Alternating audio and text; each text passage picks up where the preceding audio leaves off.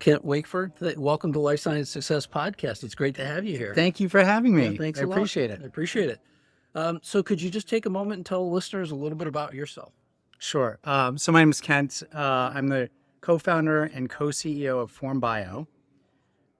We started Form Bio as a spin-out of another company called Colossal Biosciences, which I was also a co-founder of.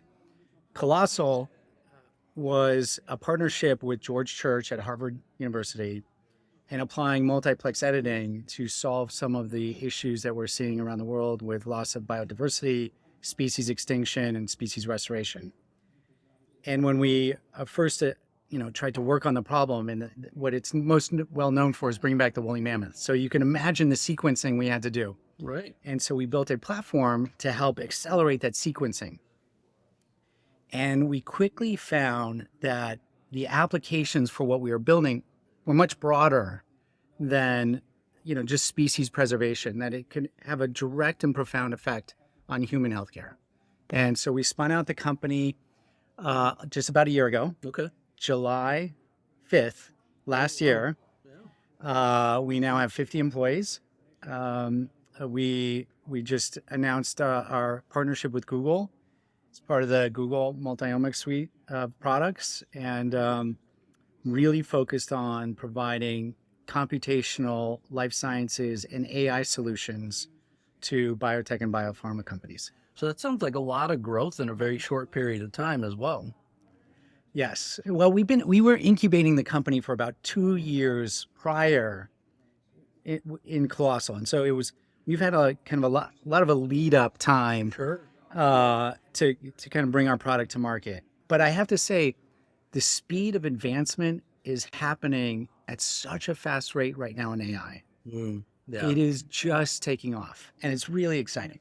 Yeah. You think about like the Moore's law of what this could do, right? In terms of acceleration for things. I mean, it's just absolutely amazing to me to think about what that future could be, right? I mean, we're experiencing it at Form. So just 9 months ago, we had a biotech company, publicly traded biotech company, come to us with a problem. And they said, you guys are good at data science. Can you help us figure out? We had 4 therapies in development, and 2 of them could be manufactured and 2 of them couldn't. They're just the empties and the truncations, and it was just causing it so they couldn't manufacture these drugs. And we have a great data science team and AI team, and we put them on the problem, and they started to look at the structure of the DNA and the proteins and understand, okay, what elements would correlate with truncations. So that was just, 9 months ago. And fast forward to what we've done between then and now to me, is mind blowing. I mean, it's, we can now predict within 24 hours what you're going to get out of a bioreactor run. We can, if you're doing an AAV gene therapy, we can kind of have you populate 20 different promoters and tell you which is going to give you the best outcome. Amazing. You don't have to spend 9 months doing that. You could spend literally a business day with us and get the same result. And this is just the tip of the iceberg. So I was going to ask you that as well, and it sounds like you've already answered it, but I just want to make sure I fully understand. So in terms of the data that you're analyzing and the responses that you normally get from AI, you normally have that pretty quickly, back from your models. It sounds like within 24 hours, is what I heard you say. Yeah. So a big part of what's happening in AI is, one, the models, right? The large language models, and the understanding of proteins and DNA has just advanced so quickly. But another part that's really important is data, right? It has to be really clean. So what we've been able to do is we have a partnership with PacBio. So you take the long read directly, out with AAV mode on, take the long read sequence, put it into our system so you have complete data provenance, and then you could start to run your AI modeling against it. And yes, once we have the data, it's 24 hours or less. Like we can start looking at and predicting construct design as well as optimization very quickly. Yeah, I think about so I've done a lot on the next generation sequencing and the diagnostic side, right?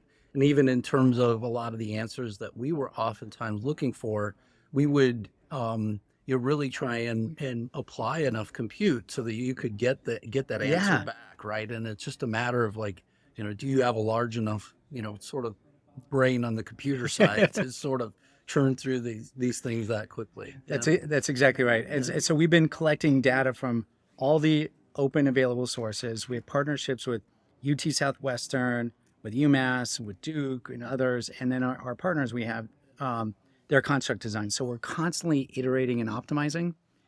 And it's just the acceleration, once Mm, you've built that foundation, it grows exponentially. So, whether it's what we're doing at Form or what other companies are doing, whether it's Google and AlphaFold, the rate of growth and knowledge and the ability for us to understand is growing so fast, and it's incredibly exciting. So tell me a little bit more about the Google partnership. What is it? What exactly does that mean? What does it mean for your future? What does it mean for theirs? What is the overall benefit, I guess, of what you're expecting to see from it? Yeah. Well, I think as we see data becoming more and more important, Mm, there's certain big players, whether it's Google or Amazon or Microsoft, sure. who have the cloud-based infrastructure and then are layering on top of it services across many different industries. But for our purposes, they're building multiple different layers of services. So FormBio has a computational platform. We have workflows and pipelines, from basic RNA-seq to much more complicated, as we're talking about kind of bioreactor simulators for cell and gene therapy. And then what we can do is kind of allow people who are working with Google to kind of run all those computational workflows through their system. And it's the power to elicit answers is remarkable today. Mm. Yeah, and I just think about the one of the things that I find interesting a lot of times with AI is just the level of one, collaboration, Yeah. but two, just the power that is coming from that collaboration as well. And I certainly would hope that relationship results in even more collaboration, obviously for Form for the future as well. We're very hopeful. Google has been a great partner as well. NVIDIA has been another great partner, and what they're doing with Parabricks and the ability to speed up processing to make it much faster. Once again, this goes to the speed of innovation that is happening within this sector is truly transformative. And I think we're going to see it across the entire life cycle of kind of therapy and drug development, from discovery, manufacturing, clinical trials, going through the FDA. It's all going to change. Right, right. And, Well, I'm certainly hoping. I mean, one of my big hopes is that we see less failure in stage 3 clinical trials. I mean, we just for years have lived with a 90+% failure rate in phase 3 clinical trials, which to me, I think is the promise of where we're heading. Is all of that learning being somewhere, and essentially those models saying, no, you probably don't want to progress this candidate because it's one that we've already learned from. well, exactly. So a good example is Sarepta, right? Just a couple weeks ago. So, they have a drug that can really transform, people's health. And there's so many people depending on this. Right. And the FDA came out and said, oh, hold on, we got to really look at this. And in a kind of a split vote, they were saying, look, we see a lot of empty reads in here. Mm-hmm. And we can't see what's in the therapeutic doses. And we don't know if that's going to lead to safety signals, if it's going to give you an effective dose. But that issue is solved today, right? So we can actually look into, tell you the empty and full, give you a construct design that maximizes efficacy, full reads, but it could also look at within the full reads, what's therapeutic, what's chimeric, what's a fragment, what's a helper plasmid, right? What's a host genome? And so you have like a full analysis, right? And we're just one small piece of the puzzle. Sure. But we can take that, we can solve that issue, right? There'll be other people that solve all sorts of other issues. But I think if we all come to the industry together and solve each of these problems, these drugs could get to market faster, have a higher success rate through the FDA, and help save people's lives. So tell me a little bit. There are a lot of people right now one of the key buzzwords I would say in our industry is AI, Yeah. right? I mean, it's one of the many that are currently around. What is different about Form versus other AI companies that are out there? Where do you start? Where do you Yeah. sort of focus overall as an organization? So as we look at the landscape of AI, there's a lot of different areas that people can work in. I think the sexy area is in discovery. Right? There are a lot of work being done in discovery, and even kind of what, as I mentioned, Google, AlphaFold, and Rosetta Fold. They're all, what's been unlocked with protein and DNA is incredible. Sure. Where we're focused specifically in cell and gene therapy is looking at the manufacturability. These cell and gene therapies, like Sarepta, like great discovery, but when you get into a bioreactor, you don't get the results you want. Sure. And I think this is a major issue that's kind of holding this industry back. And if we can just solve this one piece, hopefully it can open up floodgate of drugs that are making it through with high outputs, high efficacy, good safety signals that can make it through the FDA. So we look at the specifically within AAV and soon lentivirus, the capsid, the construct design, look at optimizing it. We will run the analysis. We'll, as I said, we can compare promoters. We could look at CDS regions, whatever you want, and then give you back a construct that will have a much higher output, higher yields, better safety for your manufacturing. Excellent. Yeah. In terms of the future that you see overall for Form, kind of how do companies come to you, and what are the ways that they engage with you and things like that? I mean, if somebody were listening or watching, the podcast later, how would they sort of think about this way to engage with you, and where's the right place to do it? Yeah. So I think the center of the target for us in terms of companies that we can really, really help are gene therapy companies working with AAV. Okay. That is a sweet spot. It is something that we have.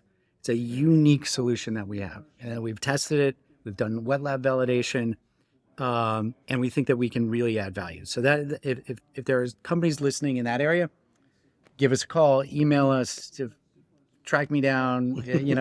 I'm happy to talk to anyone in this space, because I think that we know it works and we know it could help. So happy to do that. We are constantly looking at what's next. So I mentioned lentivirus, other delivery mechanisms. Those are areas that we are going to kind of step into and learn. And it's always great to learn with a partner. So, if there are people out there who are like, I have this problem, we're happy to look and see if we could help. Perfect. And then in terms of the conference, the theme for Bio 2023 is really stand up for innovation, stand up for science. Yeah. So how does Form Bio, relate to that? And what are your thoughts about the theme? Well, it's almost an ethos of our company, right? So we're a platform, we're a technology, right? We are here to empower the scientists, right? Whether they're at a young biotech company or a big pharma, we're here to help get those scientists answers so they can go solve the next question and the next one. So we are here to empower scientists. That is what we do. And I think that AI is one of the most powerful tools.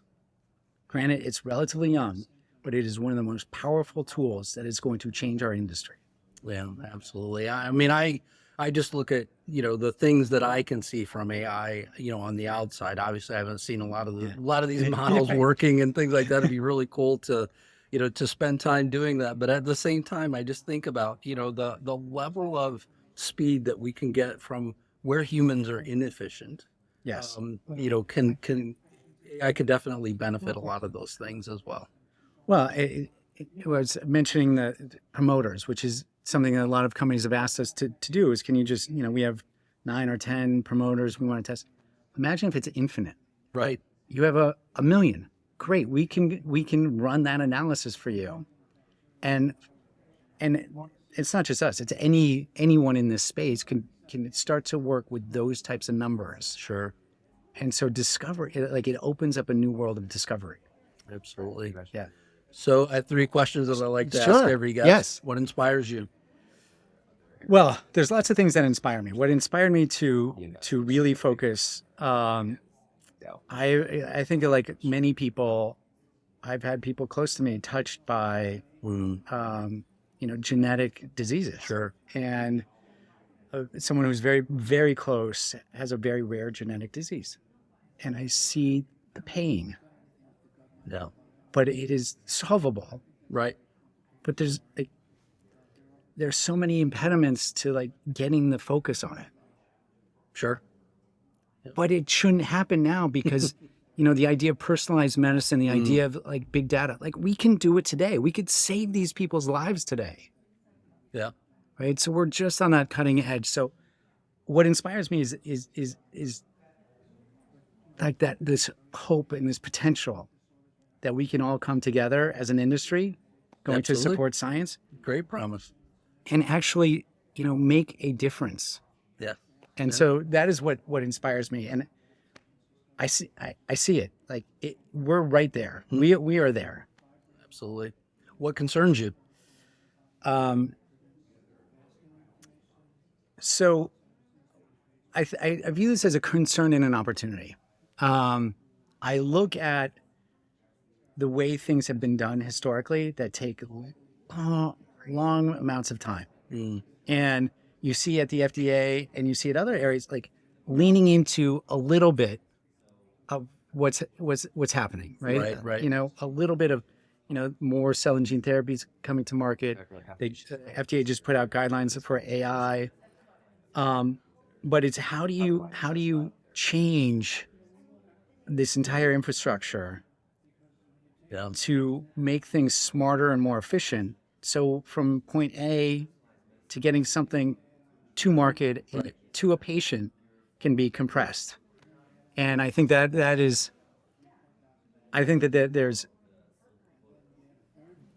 it's challenging, but I think that there's ways to actually educate and inform. And once again, we have to create the right processes and right amount of validation on it. But I think we could do that. And if we do it, that turns into an opportunity. Yeah. Yeah, it's one of the things that was one of the main things that whenever I looked at what happened with COVID, that I had sort of hoped would speed us along, right? It would all of a sudden have some ways to still be safe, make sure that people are safe and that the overall drug is effective.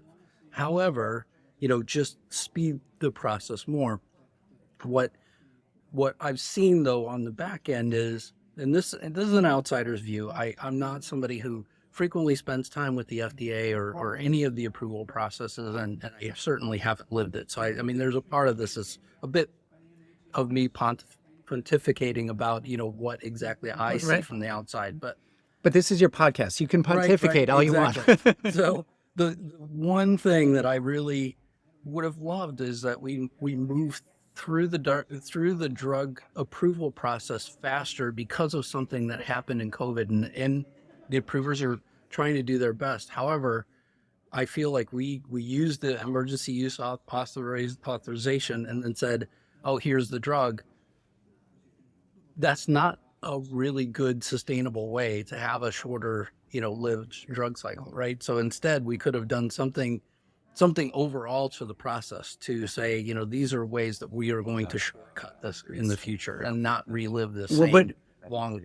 But what happened is they proved it's possible. Right. Yeah. Right. We can do it if we put our minds to it. Yes. Right. Exactly. So we can do this. And I would challenge the FDA or anyone else, like, why not do it with something else?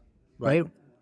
I was just on a panel earlier where it was brought up, why doesn't the FDA and the NIH do this with something like dementia? Oh, sure. And just put all the resources and tackle that and then go to the next and then the next. Because once you have that collaboration, right, things move. Yes. Yeah, absolutely. Yeah. Well, thank you so much for being on this was great. Podcast. I appreciated you being here and and sharing the story of everything that you're doing right now as well at Form. So thanks a lot for doing it. I appreciate you having me. Thanks. All right. All right. Take care. Take care.